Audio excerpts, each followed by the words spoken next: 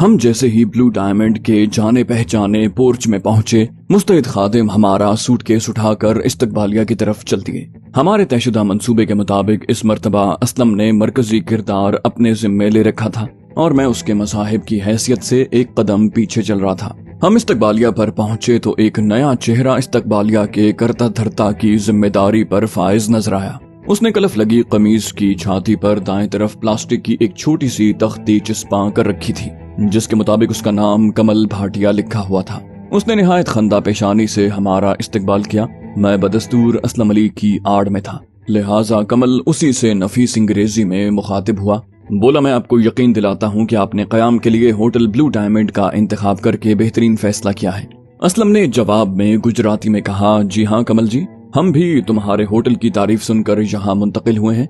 देखते हैं कि हमारी ऊंची उम्मीदें किस हद तक पूरी होती हैं। बहरहाल हम दोनों के क़याम के लिए कोई अच्छा सा कमरा दिखाओ, पसंद आ गया तो ठीक, वरना किसी और होटल का रुख करेंगे। इस्तकबालिया का इंचार्ज नया तायुनात जरूर हुआ था, मगर उसके तौर अतवार बता रहे थे कि वो अपने काम का माहिर है। उसने शायद इब्तिदाई 1 मिनट में ही भांप लिया था कि नौवारिद मेहमान मालदार असामी है, लेकिन वो असलम अली के सामने बिछा जा रहा था। उसने चंद सानियों तक गौर किया और फिर एक कुंजी उठाकर खुद इस्तकबालिया दफ्तर से बाहर निकल आया। तभी असलम अली ने कहा, कमल जी, कमरा दिखाने से पहले ये सुन लें कि मैं कमर की तकलीफ की वजह से सीढ़ियां नहीं चढ़ सकता, इसलिए कमरा जमीनी मंजिल पर ही होना चाहिए। इसके अलावा कमरा बहुत कुशादा और पुरसुकून होना चाहिए। हमारा शोर शराबे से जी घबराता है। ये सुनकर कमल वापस दफ्तर में गया और एक दूसरी कुंजी लेकर असलम अली के पास पहुंचा।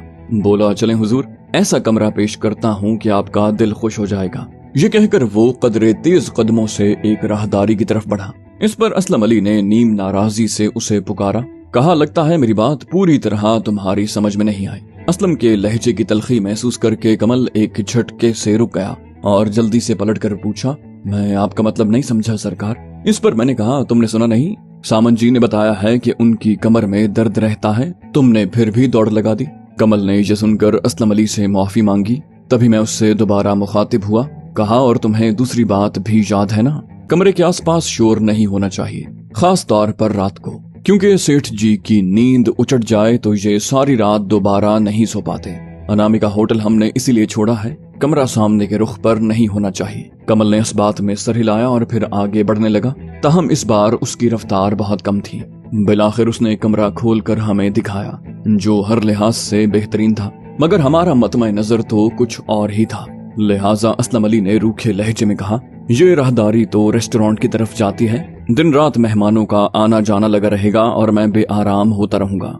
मुझे कोई अलग थलग सा कमरा दिखाओ। अगर ऐसा कोई कमरा खाली नहीं है तो बता दो, मेरा वक्त जाया न करो। असलम के लहजे में पिन्हा धमकी समझना कमल के लिए दुश्वार नहीं था। उसने असलम अली को मजीद कमरे दिखाने का कहा। तभी मैंने एक राहदारी की तरफ इशारा करके कहा, मेरा ख्याल है उस तरफ कोई कमरा दे दो तो ठीक रहेगा। सामंत जी सारे होटल का चक्कर नहीं लगा सकते। कमल ने कहा, ठीक है, मैं उस तरफ वाला बहुत अच्छा सा कमरा आपको दे देता हूँ। असलम ने डपट कर कहा, तो मेरी शक्ल क्या देख रहे हो, जाओ और कमरे की कुंजी लेकर आ जाओ। हम इस राहदारी में तुम्हारा इंतजार कर रहे हैं। हमारा सामान भी भिजवा दो, होटल का चेक इन कार्ड भी तुम्हें कमरे में भिजवाना पड़ेगा। मुझ में अब वापस जाने की हिम्मत नहीं है। कदरे हिचकिचाहट के बाद कमल पलट कर चल दिया। हम दोनों टहलने के अंदाज में अपनी मतलूबा राहदारी की तरफ बढ़े। मैंने इशारे से असलम अली को बताया कि मैं कौन से कमरे में ठहरा हुआ हूँ। उसने कहा, हम यही कमरा नहीं लेंगे, खामखा शक पड़ सकता है। मैंने कहा, हाँ, इस राहदारी में कोई भी कमरा मिल जाए तो समझो काम बन गया। हम दोनों टहलते हुए राहदारी के किनारे पर ही पहुंचे थे कि कमल तेज तेज कदमों से हमारी तरफ बढ़ता नजर आया। इस मर्तबा उसने कई कमरों की कुंजियां उठा रखी थी। हमें देखकर उसने पुरएतमाद लहजे में कहा, ये हमारे होटल का VIP ब्लॉक है। एक के अलावा आप इस राहदारी में जो कमरा पसंद करें आपको मिल जाएगा। दरअसल उस कमरे के लॉक में कुछ मसला है। असलम अली ने कदरे बेजारी से कहा, पहले तुम कमरे तो दिखाओ, फिर पता चलेगा कि तुम सिर्फ भारी किराया वसूल करने के लिए बढ़ा चढ़ा कर बता रहे हो या ये वाकई खास कमरे हैं। कमल समझदार बंदा साबित हुआ। वो भांप गया कि बड़े मियाँ टेढ़ी खीर है, उसके सामने बढ़ चढ़ कर बातें करना मामले को बिगाड़ सकता है। चुनाचे उसने एक कमरा खोल कर दिखाने में आफियत समझी, जो मेरे जेरे कब्जा रहने वाले दोनों कमरों से अलग मगर हमारे मकसद के लिए मौजू था। असलम अली ने नजरों ही नजरों में मुझसे राय तलब की। मैंने गर्दन की हल्की सी जुम्बिश से उसे सब्र करने को कहा। और सीधा गुस्ल खाने में घुस गया। वहां भी मखसूस तर्ज का बाथ टब देख कर मैंने इत्मीनान का सांस लिया। मैं वापस पहुंचा तो असलम अली ने पूछा, क्यों भाई परशुतम, ये कमरा ठीक ही लग रहा है? मैंने फिदवियाना लहजे में कहा, हाँ सामत जी ये अच्छा है। फिर मैंने अचानक कमल को मुखातिब करके कहा, ये डायरेक्ट डायलिंग वाला टेलीफोन है ना? असल में सामंत जी को कारोबारी सिलसिले में दिन रात में कई बार बम्बई कॉल करनी पड़ती है। इन्हें बार बार ऑपरेटर से नंबर मिलवाना और फिर इंतजार करना अच्छा नहीं लगता। कमल ने कुछ हिचकिचाते हुए कहा, इस टेलीफोन से डायरेक्ट कॉल हो तो सकती है मगर। असलम ने तुनक कर उसकी बात काटते हुए कहा, मगर क्या? तुम्हारा दावा है कि ये वीआईपी कमरा है और इसका हाल ये है कि डायरेक्ट फोन नंबर मिलाने की भी सहूलत नहीं। इससे पहले कि कमल कुछ कहता मैंने बात आगे बढ़ाई। कहा, देखो मिस्टर कमल, असल में हम इसीलिए अनामिका होटल छोड़कर आए हैं कि हमें पता चला था कि ब्लू डायमंड होटल में डायरेक्ट डायलिंग की सहूलत मौजूद है। आप फिक्र न करें, आप जितना एडवांस मांगेंगे हम जमा करवाने को तैयार हैं। कमल ने मेरी बात सुनकर कहा, एडवांस का मसला नहीं है सर, असल में डायरेक्ट डायलिंग ऑन करवाने के लिए मुझे होटल के मालिक गौतम जी से इजाजत लेनी पड़ेगी, जो 4 दिन के लिए अहमदाबाद गए हुए हैं। ये सुनकर मेरा दिल खुशी से धड़का, गोया हमारे लिए रास्ता पहले ही साफ है। उधर असलम कमल से मुखातिब हुआ, बोला, होटल मालिक यहाँ नहीं है तो क्या हुआ, अपने मैनेजर से इजाजत ले लो, वो भी कहीं गया हुआ है क्या? होटल का इंतजाम चलाना तो असल में उसी की जिम्मेदारी है ना।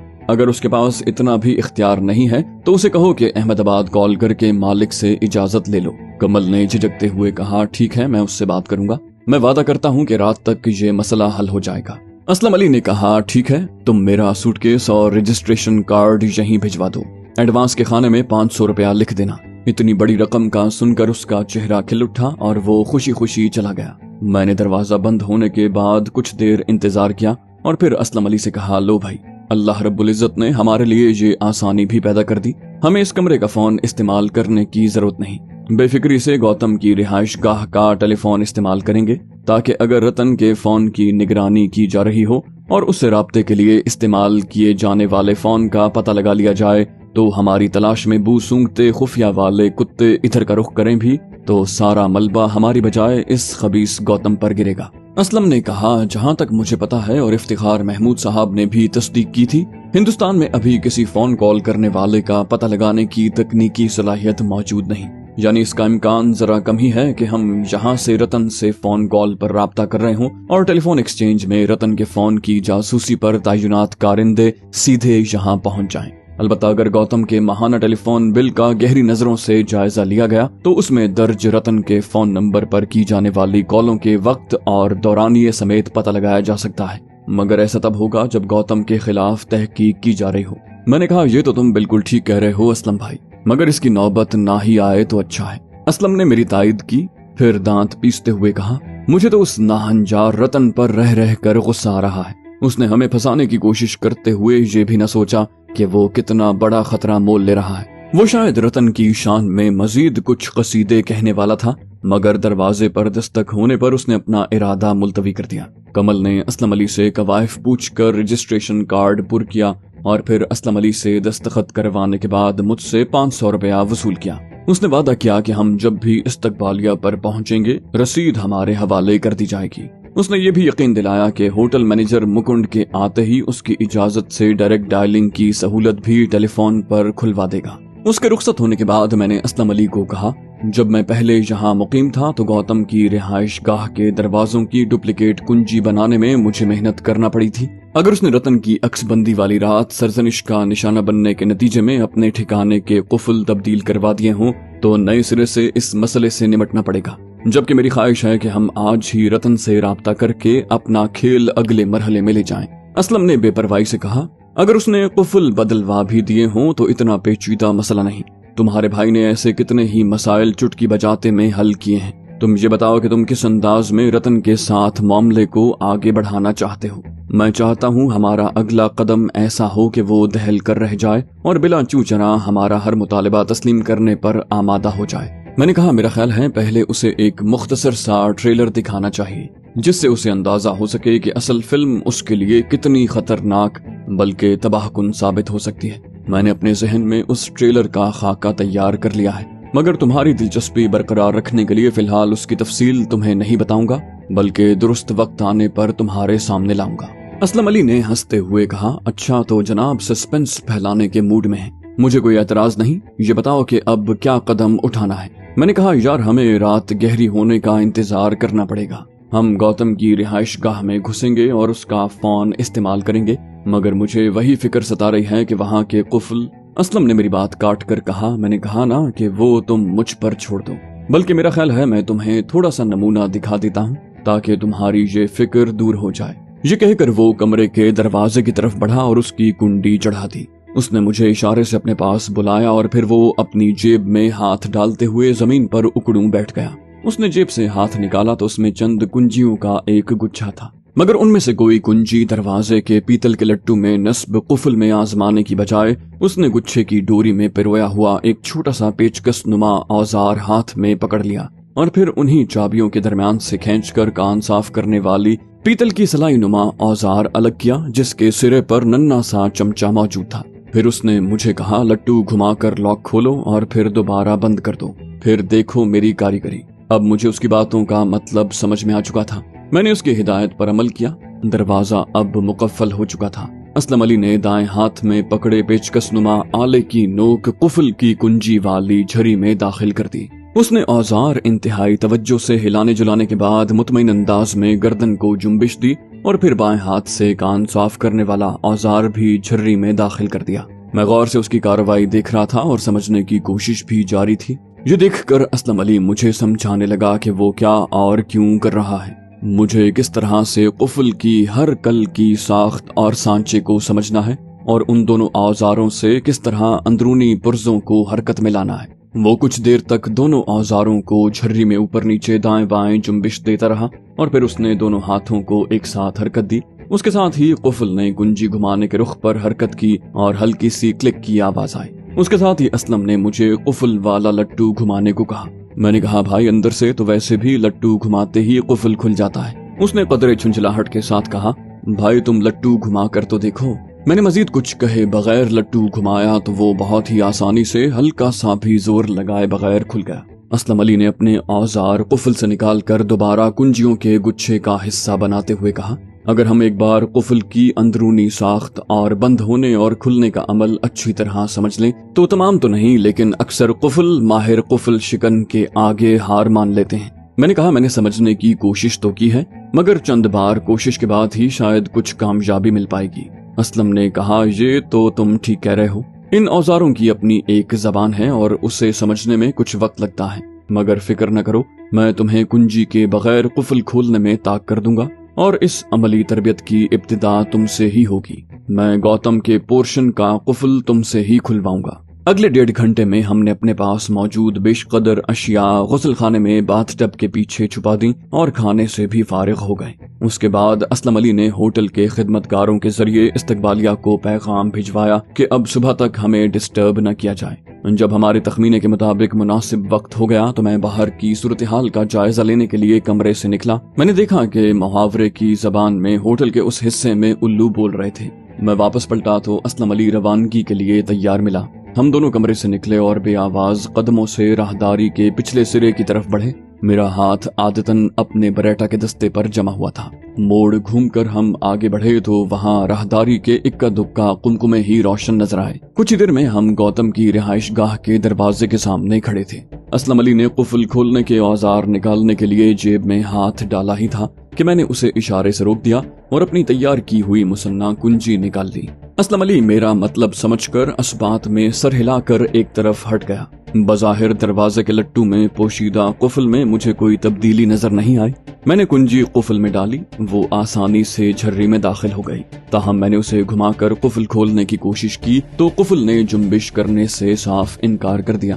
میں نے کنجی باہر نکال کر ایک بار پھر داخل کی مگر قفل ٹس سے مس نہ ہوا۔ شک کی کوئی گنجائش نہیں تھی، دروازے کا قفل بدلا جا چکا تھا۔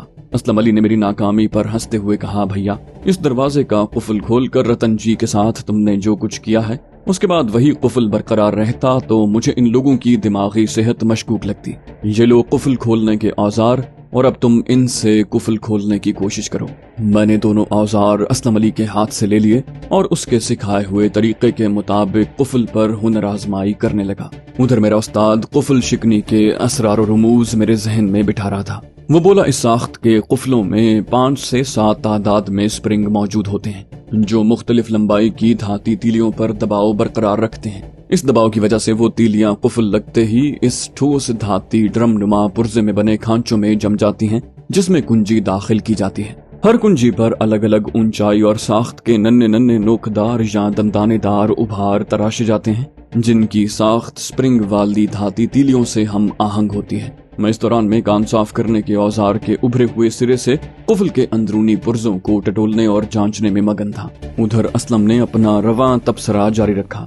बोला, जब कुफल खोलना हो तो कुंजी की ये नोकें या दंदाने स्प्रिंग वाली तीलियों को ऊपर धकेल कर खांचों से निकाल देते हैं और कुंजी धाती ड्रम को बआसानी घुमाने में कामयाब हो जाती है, जिससे कुफल खुल जाता है। एन उसी वक्त मैं औजार से स्प्रिंग वाली एक तीली ऊपर की तरफ धकेलने में कामयाब हो गया। असलम अली ने फौरन ही भांप लिया कि मैंने अपना पहला मरहला मुकम्मल कर लिया है। उसने फौरन कहा, मेरा अंदाजा है दूसरी और तीसरी तीली भी आसानी से उठ जाएगी और चौथी या 5वीं तीली सख्ती से सांचे में फंसी होगी। उसे निकालने के लिए महारत और जोर आजमाई की जरूरत पड़ेगी। अगर ज्यादा मुश्किल हो तो मुझे बता देना। मगर मैंने थोड़ी देर की जिद्दोजहद से वो मुश्किल मरहला भी कामयाबी से मुकम्मल कर लिया। उसके साथ ही हल्की सी क्लिक की आवाज सुनाई दी।